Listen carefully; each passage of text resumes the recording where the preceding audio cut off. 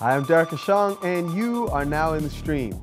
Today, enemies in Ecuador. It's the president versus the media in a battle over freedom of expression.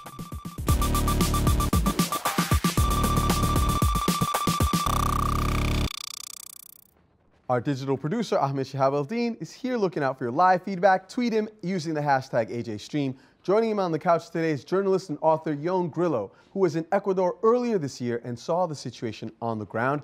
He's also the author of the book El Narco, which looks at the impact of Mexico's drug wars on the country's democracy. Ioan, we're going to talk about Ecuador momentarily, but I want to first ask you about the book. Tell us in a nutshell what it's about. Well, this book is based on 10 years of experience on the ground covering the Mexican drug war. And I've seen the situation at the beginning when it was more like kind of gang-related violence with guys with shaved heads and tattoos fighting, to now the kind of military situation with guys with AK-47s, RPGs, and belt-driven machine guns fighting. Now, in the time I had the opportunity to speak to drug cartel members at all levels, including some guys who have committed extreme acts of violence, mass murders, decapitated people, and talking from their point of view, understanding how they got involved in this and how the situation has got so bad. Well, talk to us about that, specifically the example of the Zetas, because you mentioned from people who are so almost amateurish in their attitude to now professional soldiers. The Zetas were Mexican special forces. How did they go from working for the government to against it? Well, what happened was you had one particular drug boss in the northeast of Mexico who said, how can I fight anyone who comes against me? How can I be the top dog in this situation? And he said that, well, the best soldiers in this country are in the military, our special forces. So he hired them as mercenaries, and they began to make a special corps of soldiers who then grew and expanded extraordinarily. And suddenly other gangs who were fighting them also said, well, if they have military-type, guerrilla-type forces, we need them as well. So the situation went from a kind of gang violence to a military situation. And we've seen extraordinary things now where you have mass graves with 200 bodies, single massacres killing 72 people, and very extreme things happening. This is really fascinating. I'm really glad that you're here with us. I hope that people will check out the book. It's called El Narco. Today we're going to be talking about Ecuador, which you've just come back from, so we're glad to have your insights on that topic as well. Welcome. Thank you very much. Absolutely. Now remember, keep sending us your own questions and comments about the stories that you would like us to cover. You can always send us your feedback on Twitter using the hashtag AJStream.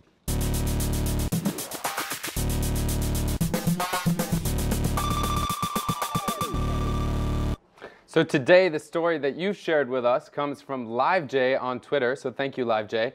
In South Korea, thousands of protesters attended a special concert to oppose the ratification of the South Korea-US free trade agreements.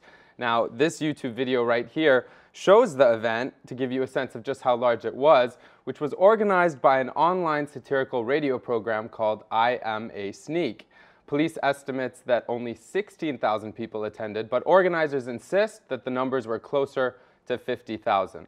Now, as the crowds cheered, activists read out the names of all 151 lawmakers who voted for the bill, and other acts included political satire denouncing President Lee Myung-bak and the ruling Grand National Party for unilaterally passing the bill. Now, netizens have also used the hashtag MBOut, using the president's initials to criticize him. This is one of many tweets. We translated it for you. It says, "Don't sign the bill and just resign. Void the US-Korea ratification and resign Myung-bak." Now, opponents of the free trade agreement say it favors the US and will hit farmers and small businesses, but supporters insist it is crucial for South Korea's export-dominated economy and will boost jobs. Now on Twitter, we have another tweet from Sung Kawaka who writes, "I'm not against the FTA because I don't like Myung-bak. It's not even because of love for my country. It's because of basic survival that I oppose the FTA." Now, Seoul has recently seen daily protests erupt downtown against the FTA deal in recent weeks. On Saturday, an anti-free trade agreement rally will be held, and organizers are expecting as many as 100,000 people. So remember to keep sending us your feedback and your stories on Facebook and Twitter, and your stories could end up in the stream. Hi, my name is Saul. I use social media for promoting peace in Mexico, and I'm in the stream. Is media freedom under threat in Ecuador? President Rafael Correa is being blamed for trying to intimidate and imprison journalists who criticize him. This is a picture of the left-leaning Correa tearing up a newspaper. He accuses critics in the media of being part of the right-wing elite that's trying to overthrow his self-described revolutionary government. Now let's listen to some of what he said about those critics. You're about to see a rapid-fire compilation, so please pay close attention to the subtitles. Yo no sé cuándo he dicho una palabra soez, procas. Ya no sean tan puercos. Y a esta porquería le damos la del zorro. Prensa como buitre, que esto me causa repulsión. Cavernaria, hipócritas, prensa corrupta, grosera, cobardes, pasquín, jauría, prensa perversa, mentirosos, cínicos y antipatria. Estos pasquines, prensa conspirativa, son una porquería. Realmente dan asco. Perros hambrientos, cuánta basura, sinvergüenzas. Many journalists have been fined and jailed under an Ecuadorian law that criminalizes defamation. One of them is Emilio Palacio, a former columnist at the newspaper El Universo. He fled to Miami after being convicted on charges of slandering the president. Speaking to the stream, he discussed how those events have changed his life. Let's take a listen. El asilo hay que vivirlo para entender lo que significa. You need to live as a refugee to understand it. I have a 7-year-old, and suddenly I have to tell him we have to go to another country, and he has to leave his friends and learn a language he doesn't know. I'm 58, and I have to start my career from zero. Compared to the fight for democracy in Arab countries, my struggle is probably insignificant, but it doesn't stop being painful and terrible. Now, this is a very serious issue and a very serious concern, and we've already got people talking to us about it online. Ahmed? Yeah, you know, even though we have a lot of tweets coming in, a lot of people are reluctant to talk about this for fear of retribution. We have Len Guarez saying, auto-censorship tends to be another consequence of these policies. People prefer to stay out of trouble and stay quiet. And on that note, we even had someone who wanted to send us a video because we're, encouraging video questions here. And instead, they sent us this. We're gonna, they're gonna remain anonymous, but I'll just read it out. This note came in. It says, I can't offer you a video because they're investigating us on Twitter. Speaking out in Ecuador is very risky right now. Correa has created a lot of Twitter accounts to investigate those who criticize the government. So, Ioan, talk to us a little bit about this. You've been reporting in Ecuador. You were just there. What is the nature of the conflict between the president and the media?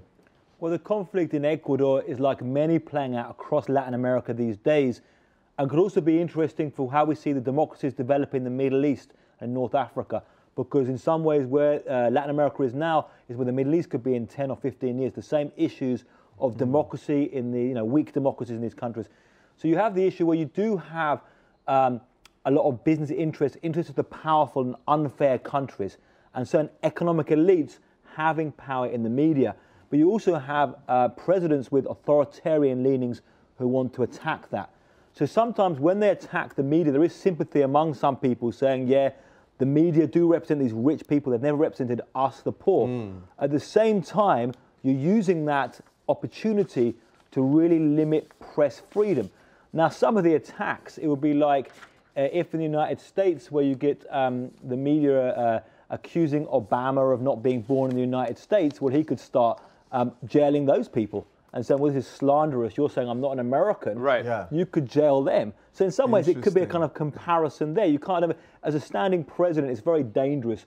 Even if sometimes those attacks are unfair, it's very dangerous to imprison people or fine them for those kind of attacks. Right. So this is going to be a really interesting topic then. We've got two people who are joining us to give us some more insight from on the ground. Right now, joining us via Skype is Ecuadorian journalist Martin Pallares, who believes his government is harassing journalists as part of a bigger strategy. Also on the left, we have joining us economist Mark Weisbrot, who says that what we're seeing in Ecuador is a battle between a progressive government and a conservative media. Welcome, both of you, to the stream. Thank you. Now, Mark, let's begin with you. Thank you. What, in your mind, is at the root of this conflict? Well, I think it's been misrepresented. I think this show, in the introduction, kind of misrepresented it as well. I mean, somebody said something that many journalists have been jailed. I have the committee to protect journalists here, which is highly prejudiced against the government of Ecuador and exaggerated itself. And it doesn't say many journalists have been jailed. It mentions one or two.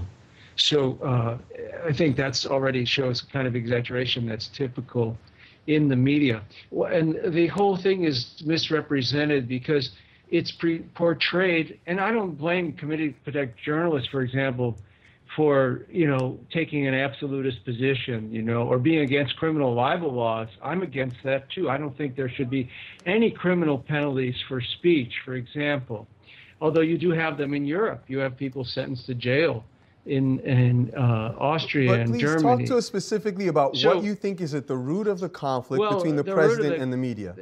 The conflict is not a conflict about speech or free press at all. It's a conflict between a powerful interests that control most of the media in Ecuador and our political actors, and they're using their control over information to undermine democracy, that is, to oppose a government and prevent that government, destabilize that government as well, but also to try and prevent it from carrying out the things that the people elected them to do. Okay, Martin, let's get Martin a chance to jump in here. Martin, how would you respond? Okay. Go ahead. Do you see me? Yes. Okay. I think that actually we have Mark. Go ahead. Yeah. I think Mark doesn't understand the point here. I mean, I don't see any media trying to destabilize the government. I really find this statement funny, with my apologies. I think the problem is not only the press. I think there's a terrible harassment, not only against journalists, but also against social leaders. There's like 200 leaders, indigenous leaders mostly, accused of being terrorists. That's insane, you know. So if you consider this as a war just against the press, I think you're missing the point. So then, and so to that point, Martin, I'm going to interrupt you because right now your video is frozen, and we've also lost Mark. So we're going to give our technical team a chance to get the both of you back. In the meantime, we're going to go to our community. Ahmed, what kind of things are they saying? You know, it's interesting that, you know, our guest said that we were misrepresenting the story. You know, 3 journalists have been jailed and the punitive damages are over $40 million. So, you know, perhaps that's an exaggeration, but as Kixes on Twitter puts it, she says defamation suits are the most PR-friendly way to really control the public discourse of a society and country.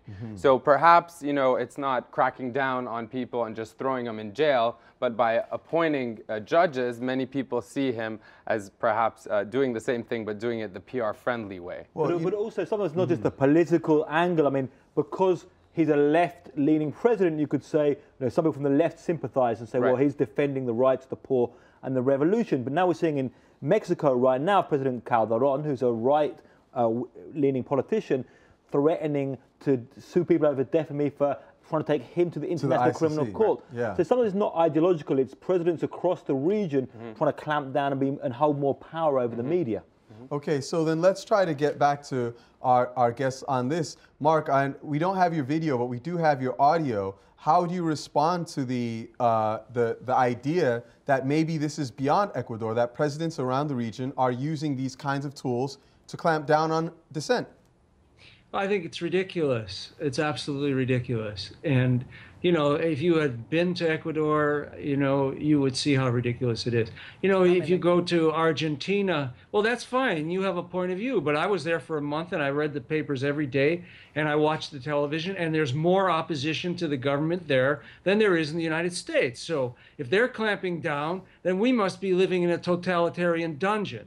And the same is Mark, true for Argentina on that point, and Bolivia and Venezuela. On that point, Mark, I just need to interrupt you. Ioan, I got to give you an opportunity to respond because you were just in Ecuador. How would you respond? There is criticism of the government in the media. That's not a discussion now. It's not an issue. I think the discussion is it fair or is it right for the government to jail people and to put fines which could destroy media organizations over criticizing the government? Now, however outrageous you think those statements are, like I said, in the United States, there's people who make outrageous comments about President Obama. They accuse him of not even being American. Now, would it be right for Obama to try and fine or jail those media organizations? Would it be helpful?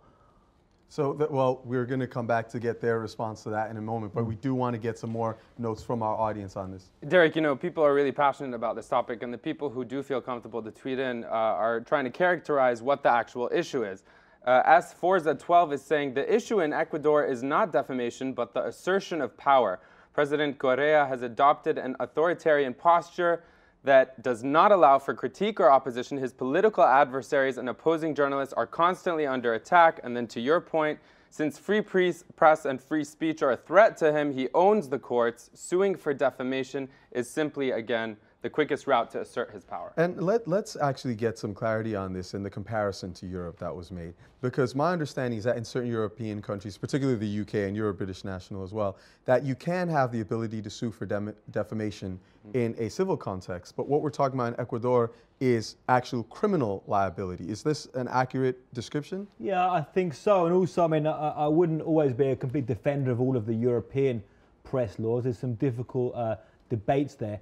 Obviously, there has been pressure from the UK government when they put enormous pressure on the BBC to expose a source, which ended up in the death of that source over the lead up to the Iraq War. So I'm not going to say that the UK has got a perfect world, or or in Europe or the United States, or in any country. I think maybe from the press, from the point of view of journalists and the press, I'll defend press freedoms really in any country. So, Mark, let's come back to you again on this. I actually know these laws. Go Okay, ahead. you have laws in Germany, in Austria, where people have gone to jail in recent years, for denying the Holocaust, okay? So these are criminal laws that punish speech. I'm against that. I'm just saying, and I'm against that in Ecuador or anywhere else, okay? But this is a separate issue from whether there is a question. You would not say that that the German government is repressing the whole population the way it's being described here, or it's attacking the media, or attacking writers because there are these laws. Okay, you can say these laws are wrong, and I'll agree with you on that. Mark, I don't think let me ask you, if you're saying that the laws are wrong, are you also saying then that President Correa is not attacking journalists? He criticizes them, as you saw, and he should. And I'm glad he does it, because that is the proper response. When the media is a political actor, then the president has to denounce that and discredit them. Can you just again to press this issue? In what context is the media not a political actor? Well, in the United States, we have rules, and they don't step over the boundaries like they do there. For instance, in 2004, here in the United States, the Sinclair Broadcasting Group, which is the largest TV chain in the country, wanted to show a film about John Kerry a few weeks before the election, saying he was a traitor in Vietnam. And they got a letter from 19 senators, went to the Federal Communications Commission, and some of these senators threatened the broadcast license, and they didn't show it, okay? This is how boundaries are enforced. Mark, I just want to make sure we have clarity, because we also have the case of Citizens United, which was ruled by the Supreme Court in the United States in 2009, that you actually could show a full-length documentary in that case, presenting what some people argued was defamatory statements against President Clinton. I'm sorry, then candidate Hillary Clinton. They can do whatever. They just don't do it. That's the difference. That's I believe, Mark, I'm sorry. I want to get Martin an opportunity to speak to, because I believe that what you've just said there is not fully accurate. But we will give you a chance to respond. Martin, what is your take on all of this?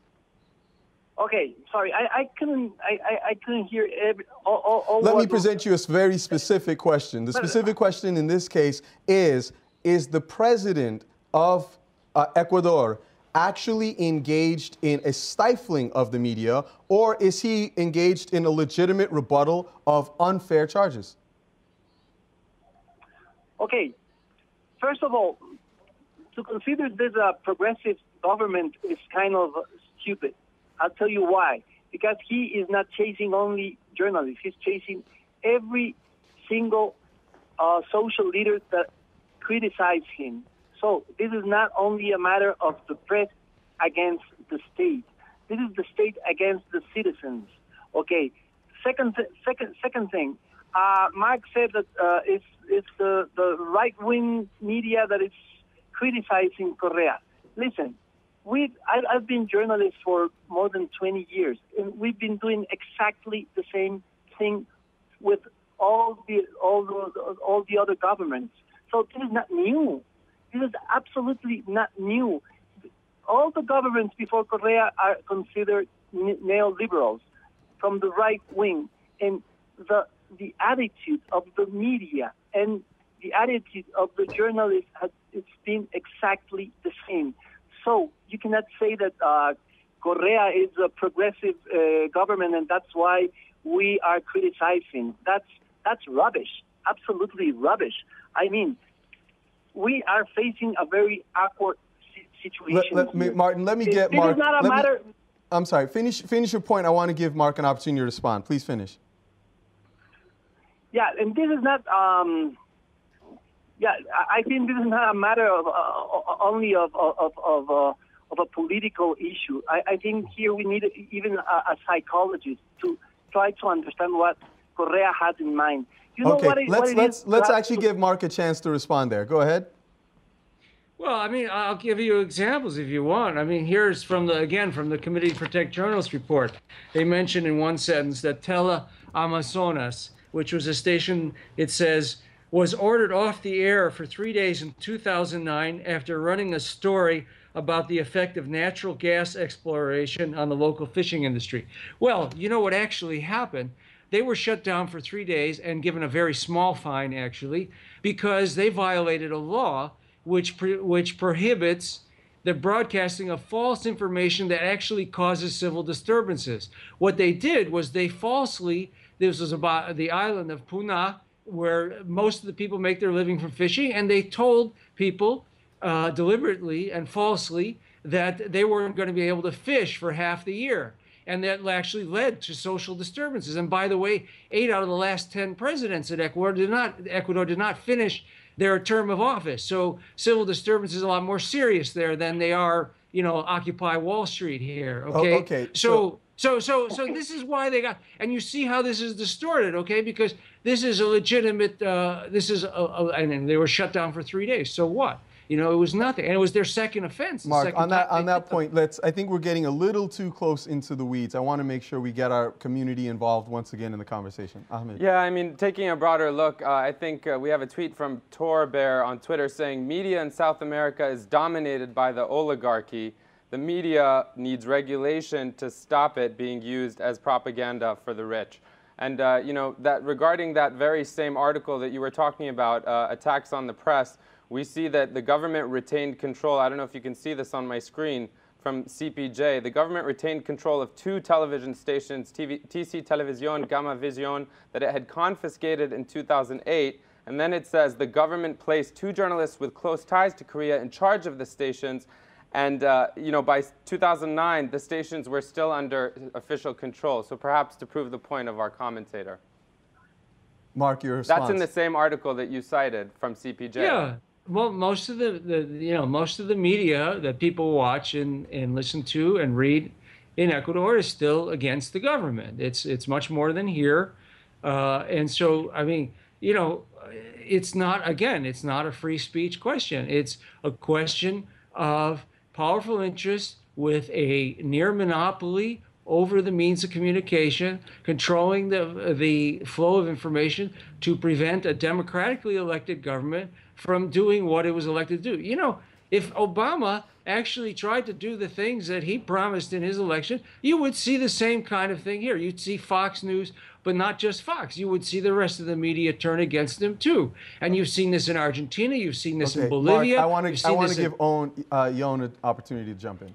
I mean, if the central question is about the media representing the rich who want to destabilize the left-wing government against their interests, but surely the governments in power, rather than just clamping down on muzzling that media, can compete with the media by bringing in other good, competitive, interesting media showing more left-wing points of view. So on that point, actually, let's take that question. We're going to give you an opportunity to respond. We're going to take that question to our online debate. Thank you so much, Ioan, Martin, Mark, all of you for being with us. Great job, Ahmed, getting the community involved. Stay with us. We're going to continue this at stream.aljazeera.com. Tweet us using the hashtag AJStream. We will see you online.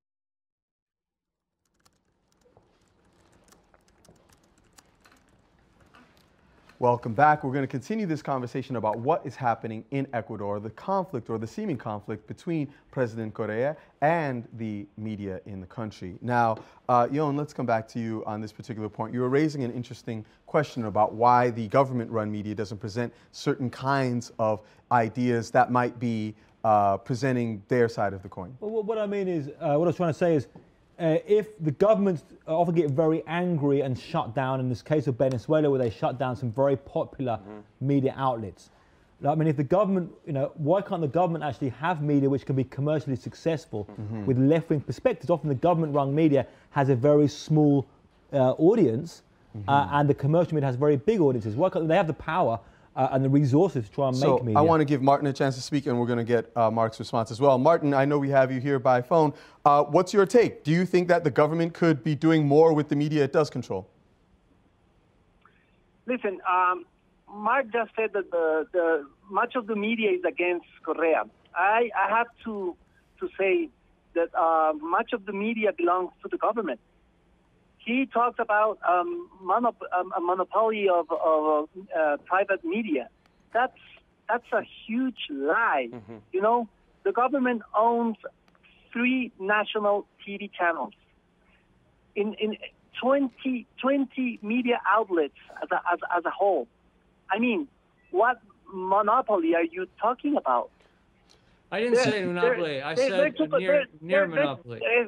Okay, let me talk. Okay? Yeah, we have public television. Mark, please give him an opportunity to finish. Let me finish. Yeah. Go ahead, Martin. It's easier for you because you speak English, okay, and you're not here. So deep breathe and listen. Most of the media belongs to the government. Rafael Correa took over 2 national TV channels, arguing that those channels belong to Isaias family because they owe money to the government, and that's true. That's true. But he didn't wait the court to pronounce on that issue, and he took over those 2 channels. One of them is the biggest in the country, and he took over, and now he manages all the editorial line of that channel. He promised to sell that channel in 6 months. And it's been more than 3 years that those channels have been useful for Correa, and they have been acting as a propaganda outlet. So, talking about a private monopoly, it's just not knowing anything. Let's give Mark an opportunity to respond. Mark? Yeah, if he's saying, as I just heard him say, if that wasn't a mistake, that the government has the majority of the media in Ecuador, that's completely false. That's completely false. None of the media groups here, the Committee to Protect Journalists, none of them would claim that. That's just absolutely false. With all due respect, that same article that you referenced from CPJ right here, dating to 2009, says that the Constitution itself contains provisions troubling to press freedom, and it says Article 19 states that the government will regulate the prevalence of informational, educational, and cultural content in the media's programming and will promote the creation of spaces for national and independent producers. And as our guest just said, if they, I think you're reading from a law that was not passed. This is an old report you're reading. This is from the report that I have here is from 2011, from September. It's just 2 months old. Okay, well, this report is... You're reading from a proposed law that did not pass. No, that's not true. What I'm reading from is the exact same CPJ article that you're reading from, which cites... I'm just trying to get to the point which our other guests made, which was that they took power of these 2 television stations, 2 of the biggest, and they said within 6 months they'd turn them back over, and they never did. Is that not a monopoly? No, the government does not have a monopoly any more than, we have a monopoly. But Mark, could you answer the question about promising to turn them back over and then for 3 years not doing so since 2009? What do you want me to answer about that? Is that, you don't think that characterizes the government as controlling media in Ecuador? The government has some media in Ecuador, but it has it does not have anywhere near the majority of. The vast majority is owned by the private sector, and is against the government. Yes, I think that's true. I know that's true. Okay. But what do you think? Why do you think the government can't get the same kind of audience share with these stations that the commercial stations have? Why is the commercial business-controlled media in Latin America the same in Mexico? In Mexico, you have Televisa and Azteca. Okay, they're kind of that's a real media monopoly. Okay, and they get the share, but I have to admit something. They get more market share than the local public channels. Why are they more successful about getting the audience? Have you noticed how many people watch PBS in this country as compared to any of the big private or even cable networks? So I think that would answer your question. Okay, we have some more comments coming in from our online community. Actually, let's get to a couple of them. This one. We have one, just a comment that came in from Sika, who's saying the government's the biggest advertiser and media owner in Ecuador. That should give you a clear picture of what's happening. So if they're the biggest advertiser, perhaps your point stands maybe that they don't own all media, but if they're the biggest advertiser, they might have influence. And then a lot of people referencing Chavez and the connections between Chavez and Ecuador's president. What do you think? What do you make? Is there similarities? Yeah, most certainly. We have to look at the parallels between the way things developed in Venezuela and the battle Chavez has with the media. Now, one thing is that the style of Chavez and Correa and some other presidents is confrontational in terms of if you start attacking a certain group, you attack the rich, and you blame a lot of the problems for the rich. It is also useful to your base and plays to your base. So when he was ripping up the newspapers and saying the media attacking, it starts to you agree, it starts to follow a style of policy. It has interest in himself. He can gain certain interests with his base by having an enemy and attacking an enemy. Your response, Mark? Yeah, well, we actually published a study on the Venezuelan media, television media last year, because there we actually had data. There was survey data by the Nielsen affiliate, and in fact, the government has about 5% of the television audience in Venezuela, and that's something you would never know from reading the press here, including Al Jazeera. Okay, so we're going to have to let the both of you go, but we get the final word. Since we started with you, Mark, the final word goes to Martin. Martin, on this last question, what do you think needs to happen to rectify the situation as you see it in Ecuador? Well, that's very hard to answer. I think it's a problem of tolerance. I'm